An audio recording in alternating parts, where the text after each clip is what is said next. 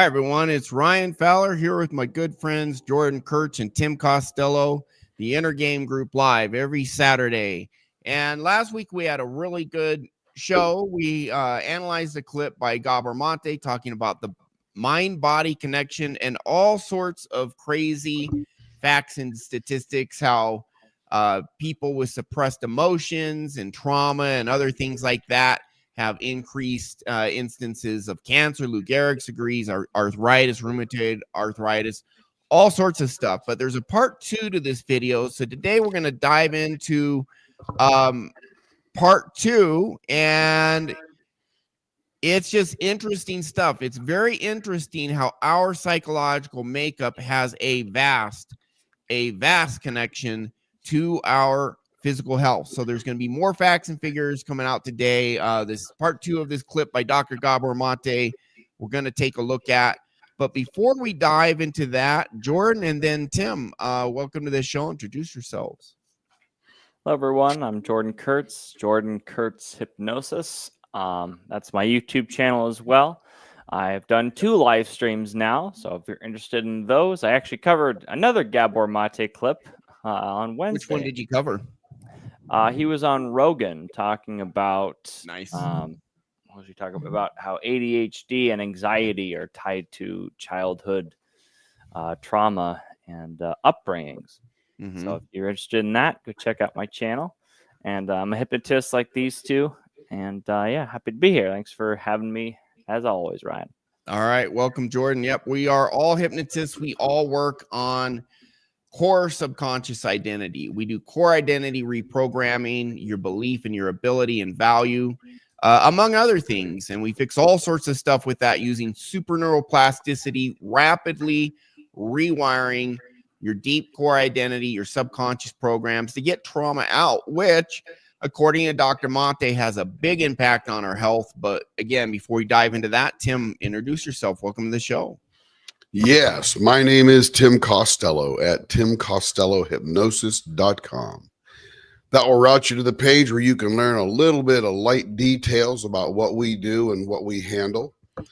But, you know, if you think about it, this thing that we're going to cover today, if you put a pot of water on the oven and turn the heat on, it eventually will boil or explode if it's a steam pot and release its pressure. Our bodies are the same way.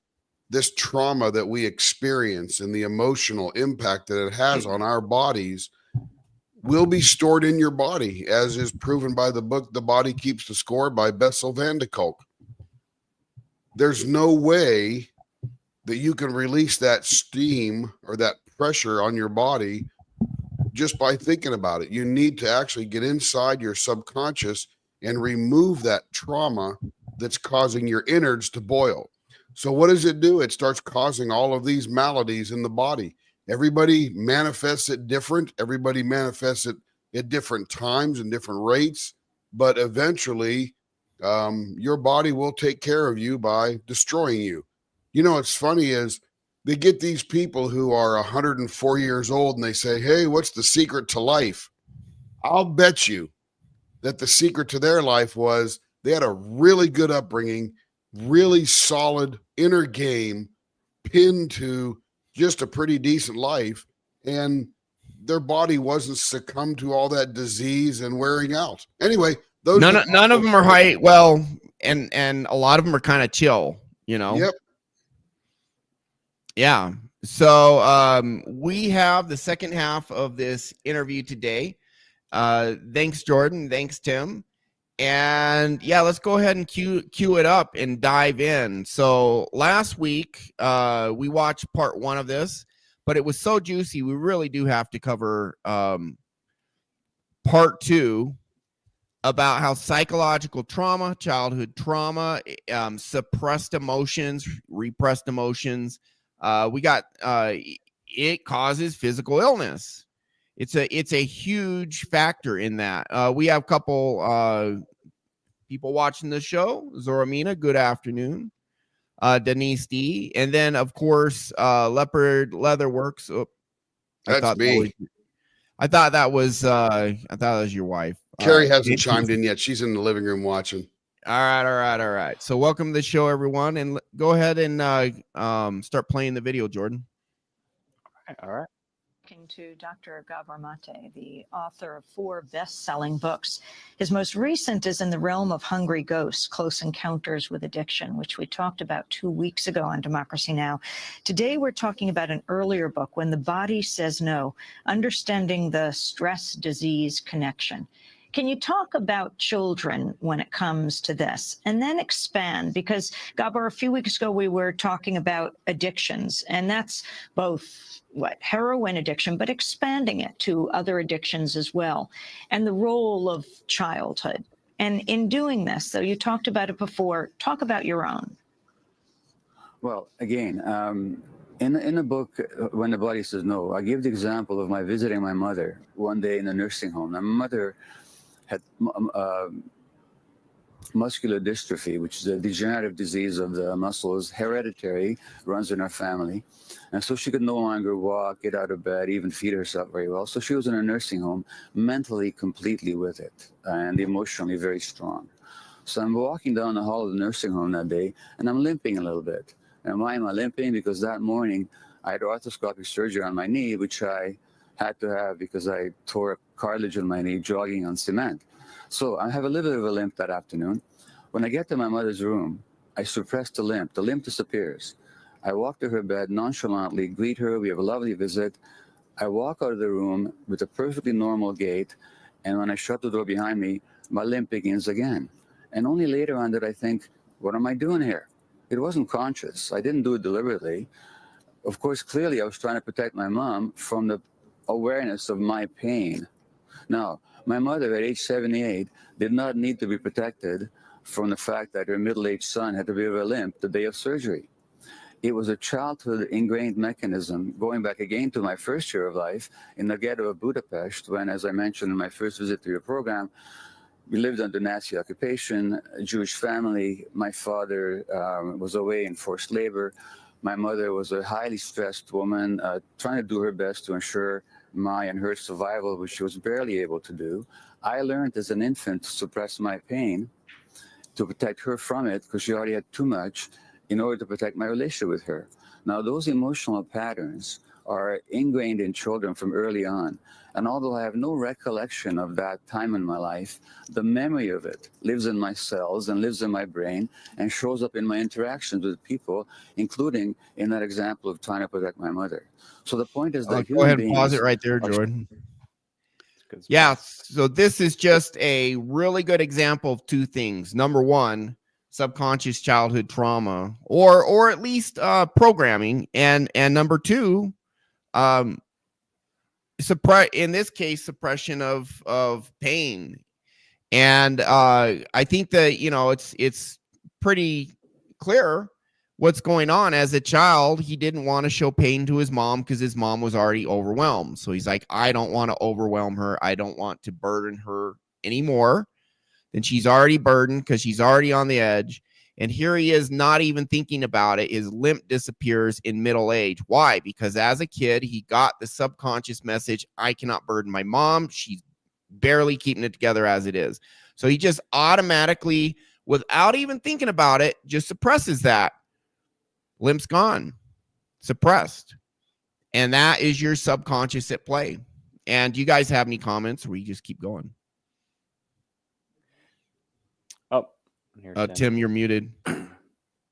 I said, Jordan, if you've got one, you can go. If not, I'll jump in.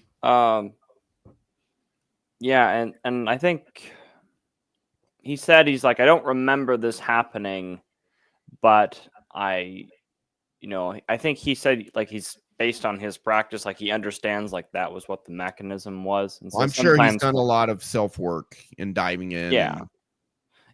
And so, you know, some clients will say, well, you know, I didn't remember that, or we'll be in hypnosis. Like, I totally forgot that happened, or I totally forgot that this thing happened to me that's been, you know, that has been bugging me all these years in my subconscious. And so it's okay if you don't remember the exact moment that you developed the subconscious program. That's not really as important. It's on autopilot. Right. Yeah. He didn't actively think, let me stop limping so my mom won't be concerned. That's how our subconscious works. Whether we remember the memories or not, those subconscious beliefs are there. And then the behavior just automatically is modified accordingly. So a lot of people growing up, they may get the message, well, my needs aren't important. Or, if I freak out, mom freaks out, and then I'm unsafe, so I have to suppress. It could be pain. More often it is with emotions. And so a lot of people will repress pain, repress emotions, just whatever, and they'll do it automatically based on what happened to them as a kid. Do you have anything to add? I do. So this is proof of how the subconscious works. Yep. While he was walking down the hallway, limping on his very recently operated on knee, he was in pain, wincing from the pain, and that's why we limp, to give ourselves some aid. No pattern was matching in the hallway that would cause his subconscious to trigger and do a different response. The minute he walked into the room where his mother was, his subconscious recognizes the pattern of the mother being in presence and then triggers Gabor to now suppress his limp, no matter what it took to suppress the limp. Yep. Until he walked back out of the room, trigger no longer there. There's no more pattern of his mother in the hallway, and he goes back to receiving pain and walking through it. This is exactly how your subconscious works and how it triggers those programs in order to protect you and, of course, from other people around you. Yeah. Now, of course, some of our audience may be asking, well, why does this even matter? So what if he stops limping? What's a big deal with that? Well, Gabor's going to tie this into stuff that really does matter with our health. And this is just an illustration of how our subconscious works. So, yes. Let's keep going with the clip unless you want to add one more thing. Jordan. And I would bet that it's probably activates with him with perhaps other family members and maybe just because he's a doctor, maybe other people that are sick. So it's very possible that it's not just around his mother. He maybe developed that pattern around anybody who is stressed to suppress anyone else who's stressed around him. He might suppress himself. Yeah, I can't burden them. They can't hold because they're struggling, or just whatever. Yeah. Yeah. All right. I'll keep going here. Are shaped very early by what happens to them in life. As a matter of fact, they're shaped already by what happens in uterus. After 9/11, after the World Trade disasters and those terrorist attacks, some women who were pregnant suffered PTSD, post-traumatic stress disorder.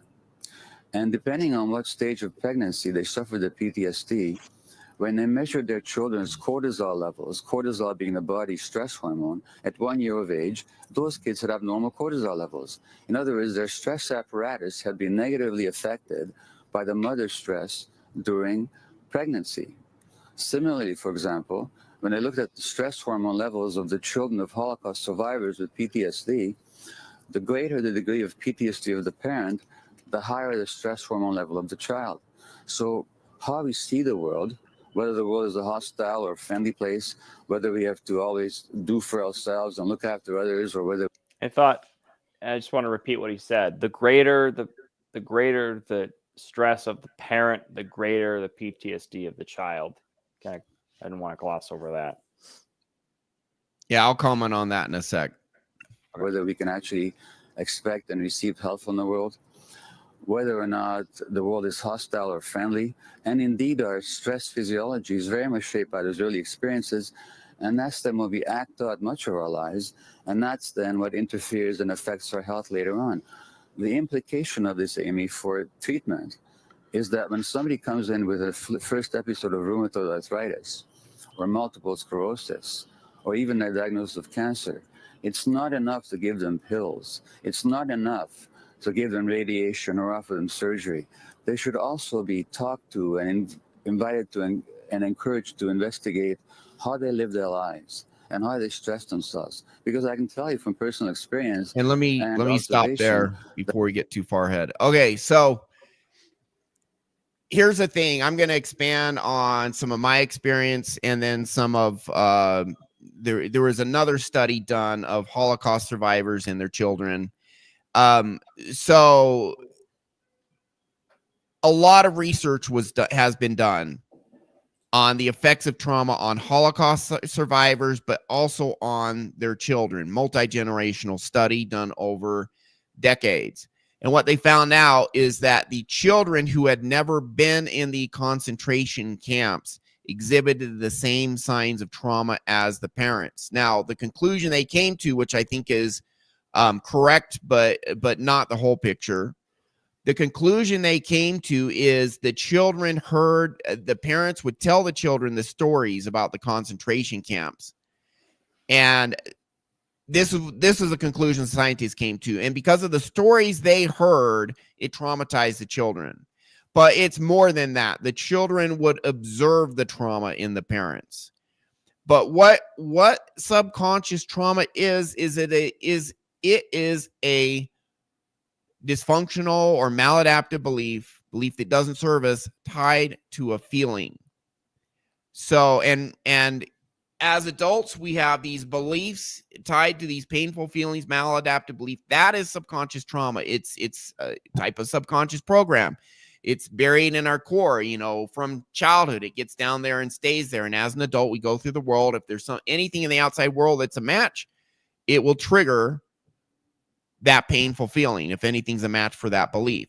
So the things that actually happen to us are not the trauma, it's the beliefs we form as a result. So if you're a child like Gabor Mate, and you say to yourself, my mother's overwhelmed, she can't handle anymore, so I need to suppress my emotions and needs and pain because she's already overburdened. That's a belief he formed that affected him throughout his life. In his middle ages, stopped limping when he came in to see his mom, because his subconscious, like, I can't burden her. So as a child, if you just observe your parents' stress and trauma, and you hear the stories and you form that belief, and there's going to be maybe an unsafe feeling tied to that, or, some other type of negative feeling, that is enough for you to be traumatized. So these children of Holocaust survivors who did not go to those concentration camps were still traumatized because the beliefs got passed down one way or another. But one thing I'll tell you guys is, we do hypnosis, and they were talking about how, Gabor Mate was talking about, PTSD, and their trauma can be passed on from mother to child to in the womb. And I'm convinced of that. I've had 2 sessions where I took a client back to the moment of their birth or when they're in the womb. And I had 1 session where I was taken back to the womb. And, my mother has a lot of trauma. She had a very traumatic upbringing. So I'll start with me, and I'll tell you these 2 other individuals, and I cleared their trauma. So you're like, well, did you just imagine it? Whatever. Well, the proof is in the pudding. It fixed our trauma. So we actually healed through these experiences. So with me, I did a hypnosis session where someone was hypnotizing me, and I fixed most of my trauma. I fixed with self-hypnosis. But there was a few things I was stuck on, and so I did maybe 3 sessions with other hypnotists that got me unstuck. And one took me back to my womb, when I was in my mom's womb. And as he was taking me back, all of a sudden I felt more and more and more anxiety. And I had been plagued with anxiety, like low-level anxiety 24/7. Tim knows this, because Tim knows me, 15, 18, 20 years ago, when I had anxiety all the time. Like it was, unless I was sleeping, but it would impede my ability to, fall asleep. So went back to my mom's womb, or at least in hypnosis, I was going back to that. And all of a sudden I felt all this anxiety. It really surprised me. But and this is maybe like 10 years ago, or 8 years ago, but in retrospect, it makes perfect sense. The connection a mother has with her child, I mean, we pick up on stuff. We store trauma in our bodies, and in the womb, I think the mother's body is closely communicating with the child's body. The child's going to pick up that trauma. And so there was 3 sessions that fixed my 24/7 anxiety I had. That was the first one. I don't think that therapist was super effective at getting me to let it go, but it gave me some awareness and did start resolving this 24/7 anxiety I had. And it started with the womb. Crazy. You know, I had another guy, we took him back to his birth and he was coming out of the womb, and an umbilical cord was wrapped around his neck. And he had survival trauma. He had anxiety because as a child being born, he thought he was going to die. He almost dead, you know? So we resolved that, and then he just takes off. And that guy literally 10x'd his income. Crazy. So did like 3 sessions for him, but that's one of the traumas we released. So there absolutely is this connection between mother and children in the womb, and they're talking about PTSD being passed from mom down to the child, but also children even just observing. So if mom and dad are fighting, you're not beating the kid, you're not abusing the kid, but if a child observes mom and dad fighting, or they just observe mom being stressed out, dad being stressed out, that will affect the beliefs they form as children, and it'll affect their subconscious makeup. You know, if parents are very worried, oftentimes the children grow up being very worried. They just, oh, my mom's worried, the world must be really dangerous then. And now they're worried. So anything to add, guys? I thought of something. It was that because they say, infants, there's, conventional science and psychology, I remember studying it in high school, was saying that, infants don't have memories, or they don't retain memories. I'm like, well, maybe they just don't know what they are. They don't maybe not consciously. Right. Yeah. And so, like, the example of the umbilical cord wrapped around, the neck, I mean, I'm sure that really happened. And so, well, it did happen. Yeah, it did happen. Yeah. Yeah. And so I wonder what traditional psychologists might say about that, where it's like, well, you shouldn't be able to remember those things, right? But perhaps just, I think there's a difference between like remembering and like knowing that it's there, or like being recall and memory are 2 different things. So here's the thing. There is one of the big takeaways from the Gabor Mate video here is mainstream medicine, whether it's psychology or physical medicine, whatever, is too reductive. They only focus on, okay, let's get a hormone panel, let's get a blood panel, let's diagnose you this, that, and the other. And subconscious trauma or early childhood or getting enough sunlight, whatever, to a great degree, they just completely ignore that. But we are much more who we are as people is much more comprehensive than our blood type or what what a blood analysis shows, or what some diagnosis, you have this disease, etc. Well, let's prescribe a drug or this, that, and the other. As complicated as modern medicine is, there's a lot of stuff they throw out as irrelevant that absolutely it is not. What I've learned doing hypnosis is everything's connected. Our health, our nutrition, exercise will affect our mood. Our subconscious makeup affects our mood. Our thoughts affect our mood and our behavior. And so we really need to look at it all. And that's what Gabor Mate's trying to do. He's saying, look, there's a whole set of extra stuff that modern medicine is completely ignoring. Even though, in the last episode, even though universities have done the research, they've shown this mind-body connection, by and large, modern medicine completely ignores it. And they shouldn't, because you know, again, they did a study. They asked these oncologists, which are cancer doctors, people are coming in to get treated for to get tested to see if they have cancer or not. We want you to guess who has cancer or not beforehand, just based on their personality. Do you think they have the personality of a person who has cancer? The doctors were able to predict with 96% accuracy who would test positive for cancer and who wouldn't, based on that person's personality. That really says something. We got to start looking at this broader spectrum of who we are as human beings and how it's all plugged together, how it's all connected.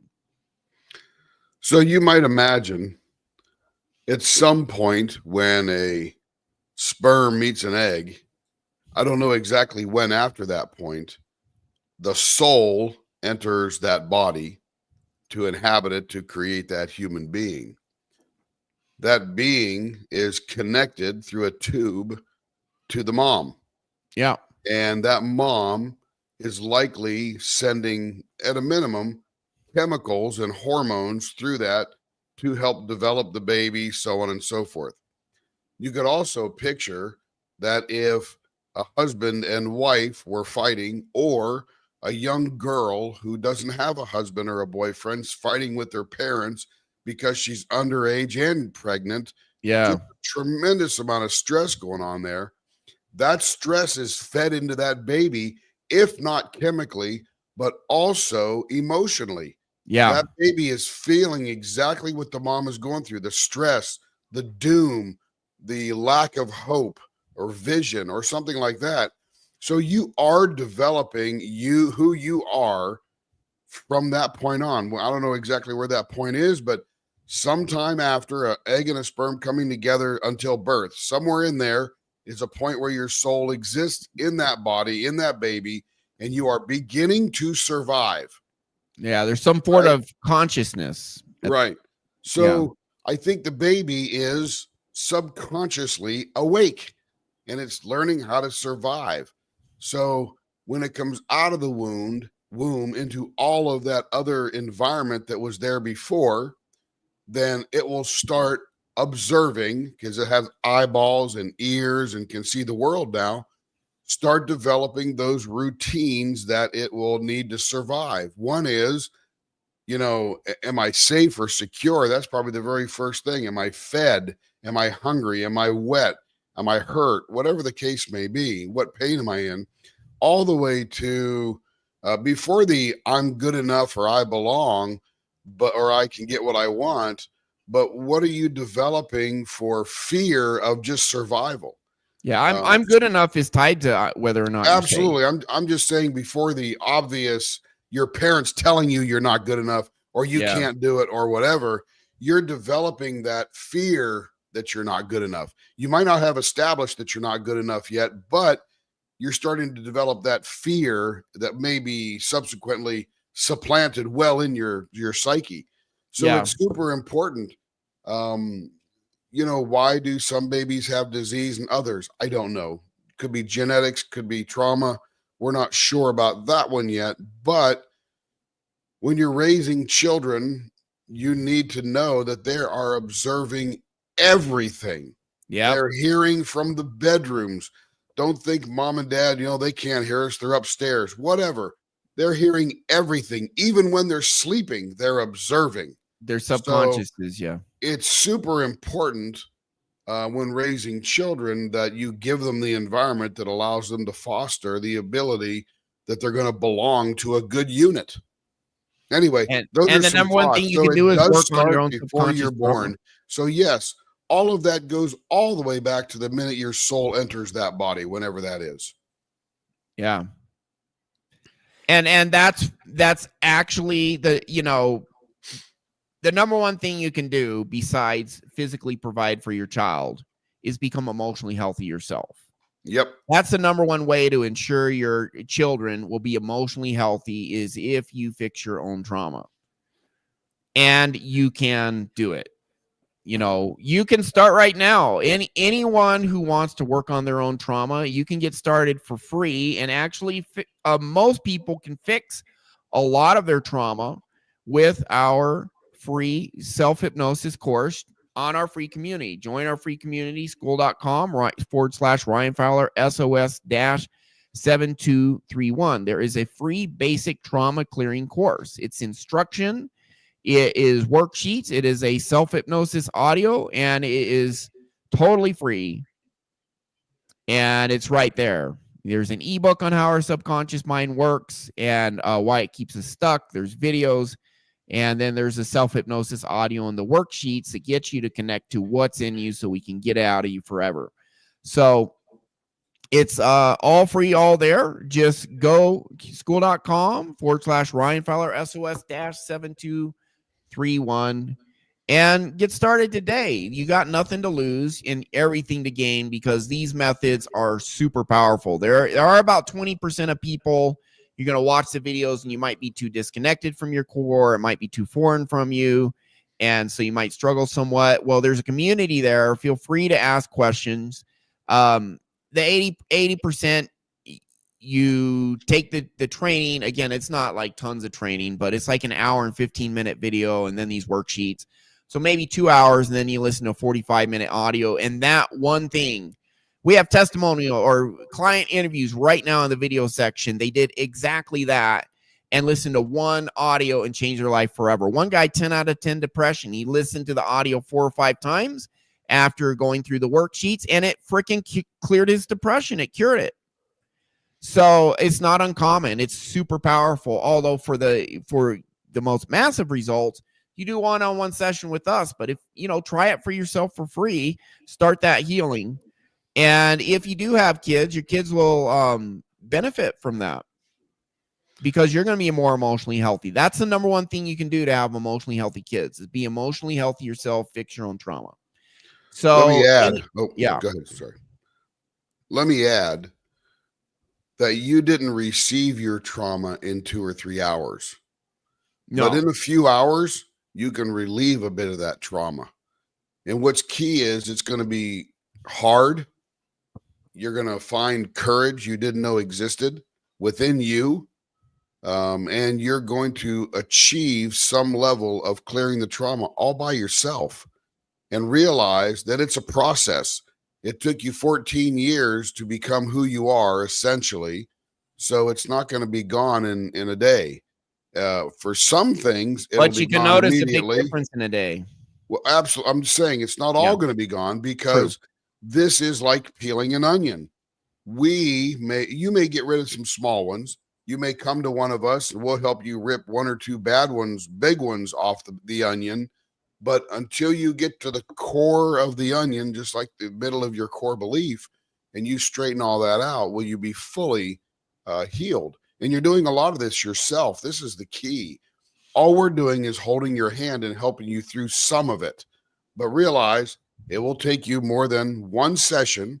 It'll probably be a session with us, and then maybe some subsequent sessions by yourself through self-hypnosis.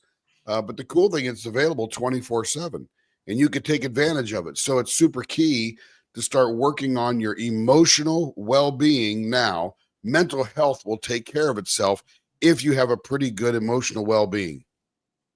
Yeah, and just to add to what Tim said, thank you, Tim, is our methods literally rewire trauma out of your brain.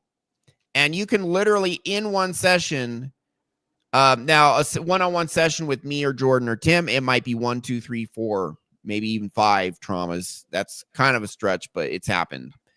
Permanently gone or 60% gone or 95% gone. They're very typical, very typical. I've had multiple people say, I'm really messed up. I need to pay you for 3 sessions in advance. And then they cancel their 3rd session because we already got their major stuff out in 2. So it is on a spectrum. Different people are different, et cetera, et cetera.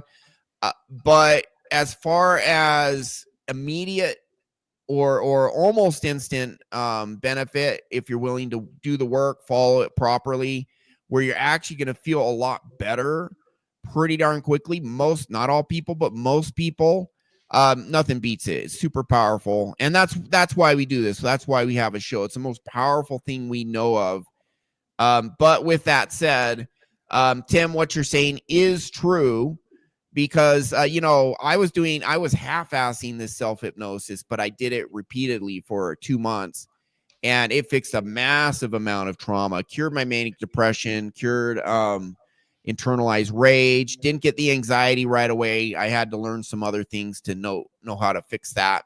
And I had some other hypnotists help me out with that. But you can the good news, you get rid of the major stuff first, almost always. All the big stuff you get rid of, but then there's smaller things. And that's peeling back the layers of the onion, Tim.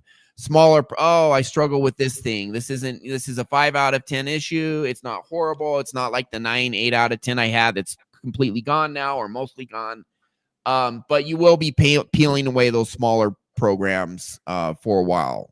And Ryan, and there are a small amount of people who are just super traumatized and need a lot of sessions. And Ryan, when you say you were half-assing it, do you mean that you were was your goal to, when you were doing that self-hypnosis, to clear all your trauma, or was it just, I'll try this and see what happens? Like, what was your I have to clarify that. That's a good point. So I was using the self-hypnosis correctly. Now, one thing is, if you just listen to the audio passively, it's not going to do much. When I say half-assing, so the audio I give you guys, the free audio, I think is 46 minutes. When I found self-hypnosis 12 years ago, the audio I was listening to was 2 hours. And I would follow it correctly, but I would typically fall asleep halfway through. So when I say half-assing, I was literally listening to half of this 2-hour audio, but I was going inside, connecting to painful subconscious programs and imagining what the lady told me to imagine. Melanie Tonia Evans, her program's great. She has a YouTube channel. Check her out. It's for narcissistic abuse recovery. Anyways, but I listened to 40 audios in 2 months. And really, even after 3 or 4, I noticed a big difference. I was happy for no reason. After 10, it was a massive shift. Massive. I listened to this audio 10 times while falling asleep. But following the instruction, I wasn't, my audio tells you to do things and you actively imagine things. So I was doing that, although only listening to half the audio. After 10, I was just like, oh my goodness, my life has changed forever. What the hell? Like, shocking amounts of change. With the audios and methods we use, it's even faster. I mean, you have to take it seriously. So, we do in 46 minutes what her 2-hour audio did. You got to take it seriously, but it can be, I know it because I've been through it. Jordan's been through it. Tim, your wife has been through it. Your wife tried 20, 30 times to start a business, failed each time because she get to a point of, okay, time to open the doors. She'd freak out, couldn't go through with it. Now she has a business that keeps you busy as hell because you're swamped with customers. Yep. We did one session and we fixed that. But what did we do? We fixed her childhood trauma. One session. Yeah. For sure. All right. Anyways. And man, I'm feeling it now. Yeah, because she's working your butt off to meet business demand. Yep. It's a good problem. It is a good problem. No complaints. All right. Ready to keep going? Okay. Sounds good. Yes, sir. That people who do that, who take a broader approach to their own health, they actually do a lot better. And I know people who survived supposedly terminal diagnoses simply because they've taken their own mind-body unity and I would say spiritual unity as well seriously, and they've gone beyond the narrow medical model of treatment. And I'm not here to disparage the value of the medical approach in which I was trained. I'm just saying that it's hopelessly narrow and it leaves many people without appropriate treatment and appropriate support. Dr. Gabor Mate, you talk about adverse childhood stresses as ACEs. Yes, there was a... And their connection also to addiction, this latest book that you have written in the realm of Hungry Ghosts. There was a number of large-scale studies in the United States done by very brilliant researchers called the ACE studies, ACE, Adverse Childhood Experiences. An adverse childhood experience is a child being abused, or violence in the family, or a parent being jailed, or extreme stress of poverty, or a rancorous divorce, a parent being addicted, alcoholic, and so on.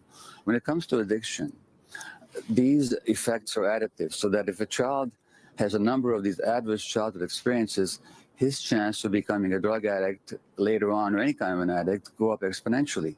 So a male child with 6 such adverse childhood experiences has a 4,600% increase in the risk of him becoming an injection-using substance addict than a male child with no such experiences.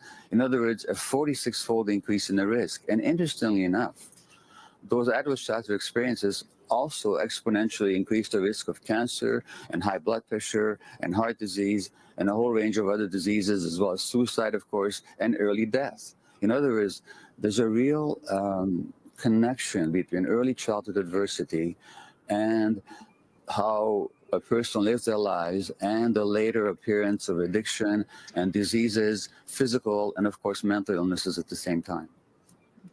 And if we don't take this into account in medicine, most of the time people are not asked about these things in doctors' offices, and they're not explored. They're not encouraged to explore their childhoods and the kind of impact that the childhood has on their adult behaviors. Let's hang there for a To second. wrap up this part of our discussion, what do you think are the most useful ways? There we go. So what's really interesting here to me is, and I want to call it hope not realized.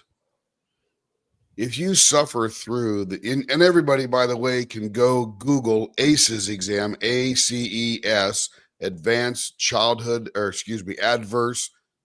experiences, and read the 10 questions on that test. Those 10 questions are indicative of traumatic environments.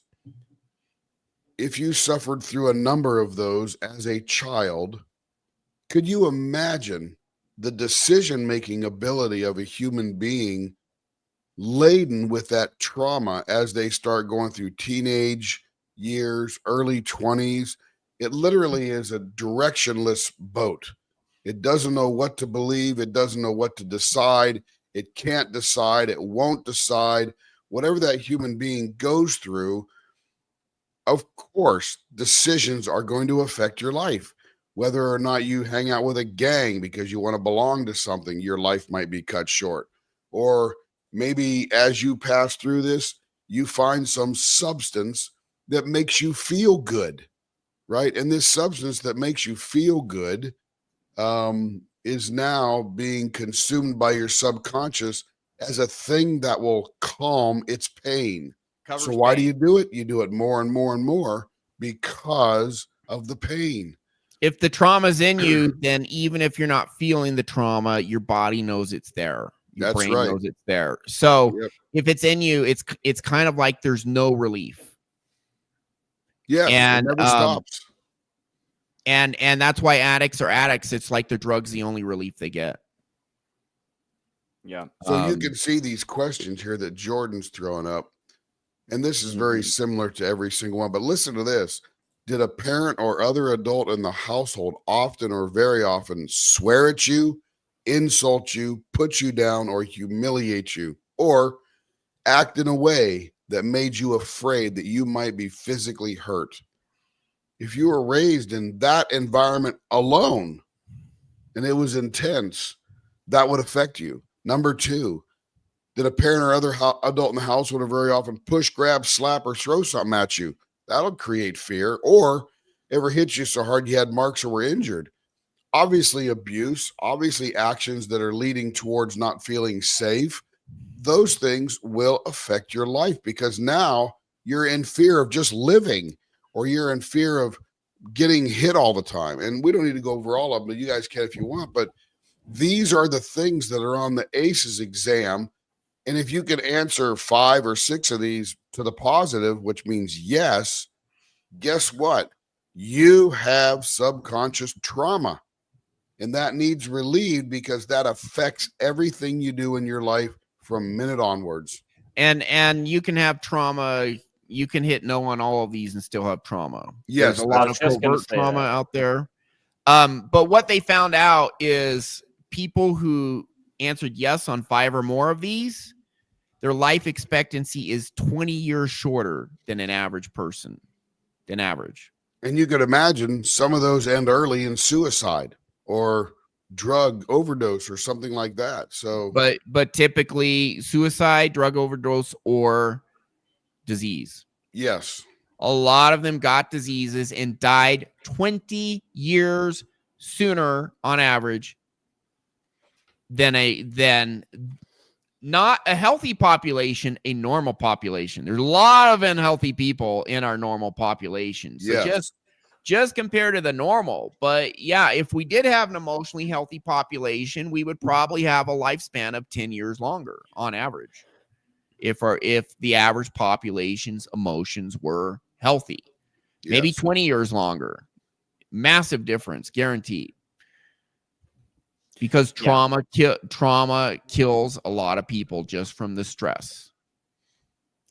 Yeah, and I want to go back to your last point, Ryan, which was if you're going through that list and it's like, well, none of these things technically happened to me. It's like, well, that means there must be nothing wrong with me, right? I had, they were never physically abusive. They were never, they weren't that bad, right? How many times have we had clients that are like, but my parents were all right. They did some negative stuff, but, other people had it worse. So I must, it's not fair that I should, try and heal myself because, other people have it worse. It's like, no, everybody deserves, no matter what your childhood upbringing was like, no matter it, everyone deserves to have the healthiest subconscious mind they possibly can. Don't minimize. If you're struggling, get help. And part of getting well, I'll hear doctors and mental health professionals say our job is just to get you from unhealthy to you're doing okay. But honestly, hypnosis is a performance product. Yeah. You can actually do way better than that. We can get, a belief I'm not good enough, I'm not safe, and we can put the opposite in. I'm safe, I'm good enough just for who I am. I have massive value just for who I am. I'm safe, or I can heed warnings to stay safe. I have the power to stay safe, avoid danger, etc. So we put in subconscious programs and we see people's performance just go through the roof. It's not uncommon. We've had people, my income went up 2.5 times within 3 years. And I love that one right there, because most of us are very focused on income. Everybody needs more money. Everybody wants more toys, so on and so forth. Put yourself up for retirement, all that kind of good stuff. And the interesting thing is the reason that our clients start increasing their income, it's because they're happy now. Because happy is definitely part of it. Confident. But they waste less time getting to the thing that makes the money. Right? They don't less sit anxiety, around less rumination, less anger. They don't sit around and procrastinate and worry, and they just go do it. And then when they're done doing that thing, they got time to go do another. And all of a sudden they're doing twice as much in the exact same time they were doing before. And they're just not bothered by it because they're rocking and rolling forward. And they're not wasting as much time as in addictive type behavior. Too much TV watching, eating too much comfort food to get that dopamine hit from the comfort food. Porn, video games, social media. I won't say this is true across the board because there's different spectrums on addiction, but I had a guy who was a cocaine addict, like hardcore cocaine addict. I did a session. I followed up with him a week and a half later. He's like, it's weird. I haven't taken any cocaine in the last week and a half. And it's like, yeah, because the pain that you had to go to your drug to cover is gone. Now, I don't know beyond that what happened to him. But we see stuff like, because he only did one session. I did a follow-up. I didn't hear from him again. But things like that are common. And so, yeah, when people have less pain in them, they don't need to cope with it as much. They can just go out and kick ass, get what they want. And that's up to you. If you want to be a surfer who just surfs every day, you freaking go for it, man. You don't have to be an Alex Hormozy, but if you want to, then go for it. If you want to make $100 million a year or whatever, go for it. Yeah. Chase whatever matters most to you. Yeah. If you really want that, if you're willing to sacrifice everything else for that, if that's you, go for it. or do something else. It's up to you. It's your life, what you want, your path. You will find your authentic self once you become emotionally healthy. Yeah. And then you do what you want because you really don't give a crap what anybody else thinks. And when you're authentic, people do not repress emotions. That's right. They let them out. They express them, you know. And even when you're emotionally healthy, you will have struggles sometimes. But you're not going to be one of those people that pushes it down and then you die 15 years before your time because you got cancer, because the cancer got triggered by all your repressed trauma you didn't clear. You know, you're going to be resilient. Emotionally healthy people are resilient. They bounce back. They know they have power to overcome what comes their way. And they do. Yeah. Great comments, Tim. All right. We can jump back in. We got a few more minutes here. Okay. Ways people can deal with stress with the mind-body connection, both people themselves and also what doctors should be telling their patients or what patients should be telling their doctors. The body has many ways of saying no. Almost any symptom, a stomachache, a back spasm, a headache, nausea, dry mouth, poor sleep, muscle tension. I'm talking about relatively minor symptoms. These are all ways of the body saying no, as of course are the more severe conditions like psoriasis or ulcerative colitis, all the ones that I've already mentioned. These are all ways of the body saying no. We need to, first of all, to say and pay attention to what the body's saying to us. So if we have a symptom, don't just go to the doctor and say, take this symptom away from me. Yeah, ask for help, but also explore what the body's saying no to. Usually you'll find that in your life you've taken on too much, you're suppressing yourself, you're trying to please others too much, you're living life along patterns that don't express who you really are. So the symptom or the disease ought to be not just something that you want to get rid of, it ought to be the beginning of an exploration, an investigation of how you live your life and how you might possibly live your life differently in a more healthy fashion. And do you think modern medicine is dealing better, Western medicine, with this, with the mind-body connection? There are encouraging signs. There's certainly people like John Kabat-Zinn, who talks about stress and mindfulness, and Andrew Weil, who talks about the importance of nutrition and a more holistic approach. So there are many people doing great work, but if I look at the profession as a whole, we're doing a dismal job. And we're spending billions of dollars on researchers and cancer and so on. That's never going to get us anywhere because we ignore the life stresses that very often, if they're owned by themselves, cause, they certainly contribute in a major way to the onset of disease, but we're not looking at them, we're not dealing with them, and we're leaving people without the appropriate tools to restore their own health. Dr. Gabor Mate, I want to thank you for being with us again from Vancouver today. As we break the sound barrier, he is a best-selling author in Canada. Is that pretty much it? Yeah, that's pretty much it. All right. By the way, Dr. Gabor Mate has a number of books that are very, very good. He's been writing books for probably about 20 years, and he is right on the money when he's talking about this trauma. So give him a read, give him a listen, audiobooks, whatever you want. But the detail is very good and will help you at least become aware and maybe even possibly identify your own trauma. Yeah, Jordan Peterson's very popular, and Jordan Peterson has a lot of good things to say, some things I don't agree with. Man, I just wish that entire audience would switch to Gabor Mate, honestly, because I don't disagree with a single thing Gabor Mate says, and I learn a lot from his materials. Yes. And the things he is like, just like inner world Yoda, man. I mean, good grief, he is just a master of physical medicine, but also our inner world, and it truly is all connected.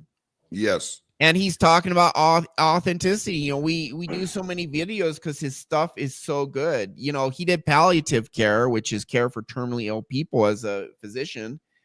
And he talked about the study where they found out the number one regret of people on their deathbed with terminal illness is they didn't live an authentic life. They didn't live the life they really wanted to live. Instead, they did all this other stuff to be accepted by society or others.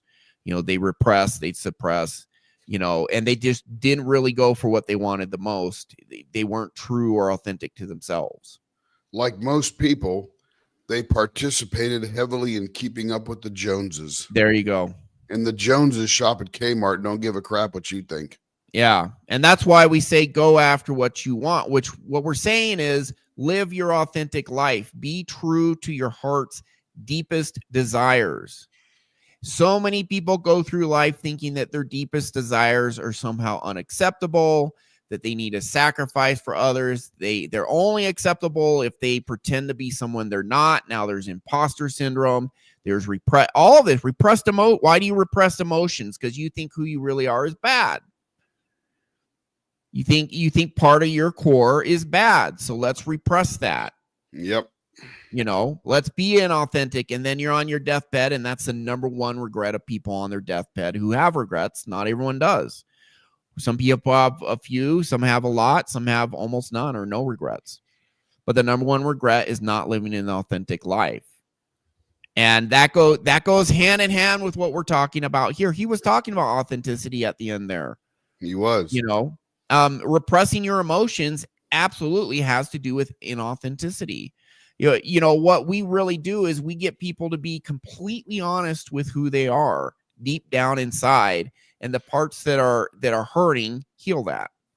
But you got to go down inside, see who you really are, and then you heal it, and then you learn, oh, the real me is the best part of me. Oh, I'm good enough just as I am. What I want matters because I matter, and what I want is part of my identity.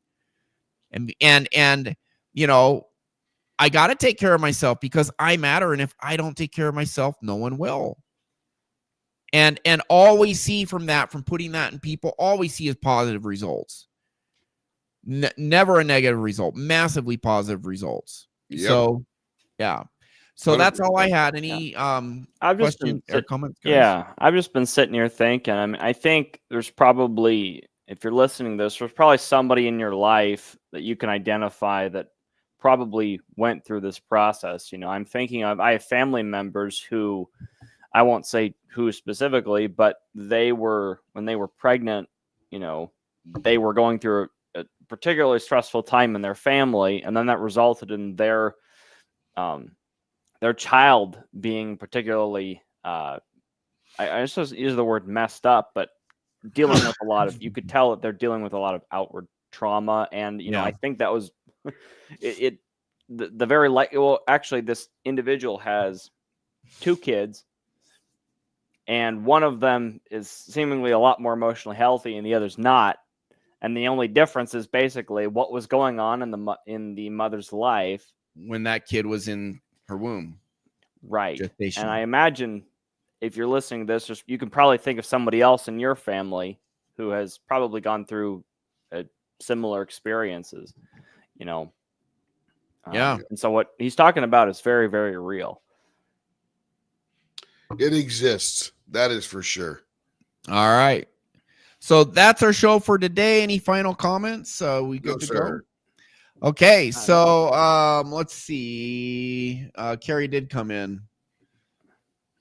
Well, thanks for the comment. Believe that anxiety starts before birth. Did for me. Yep. It was so shocking in this session going back to the womb, and all of a sudden it's like, oh my goodness, I'm feeling all this anxiety. It's like, wow, that's what I felt in the womb. And I had less anxiety after that session, permanently got lowered. Okay. So thank you, Denise. Thank you, Eagle Cloud. Thank you, Carrie, for your comments. Zuramina and everyone else. And pay attention to the whole of who you are. Learn to address that trauma. The real you is the best part of you. It deserves a voice. And you don't need to suffer emotionally and otherwise. Yes, we do have a life full of struggle. And even if you become emotionally healthy, we will continue to have adversity. But the resilience and overall quality of life and happiness goes up massively And when you do embrace who you really are and get out any belief to the contrary that who you are isn't good enough or not acceptable or it's wrong, what you feel and what you want is wrong somehow or anything along those lines, or you're perpetually unsafe, trapped anger, rage, all this subconscious trauma, whether you're aware of it or not. Most people at some level are aware because they're struggling in life. They just may not fully understand it, but they are struggling. If you're struggling, that is optional. There are resources available. Once you get these resources, use them. Again, start for free, school.com/RyanFowlerSOS-7231. Once you start using it, you're going to see a big difference. And then you're going to realize, especially with self-hypnosis, you're doing it to yourself. It's just an audio. But you're going to realize then what we know and what we're spreading to the world, which is you truly do have more power than you know. That's our show. Thanks for watching.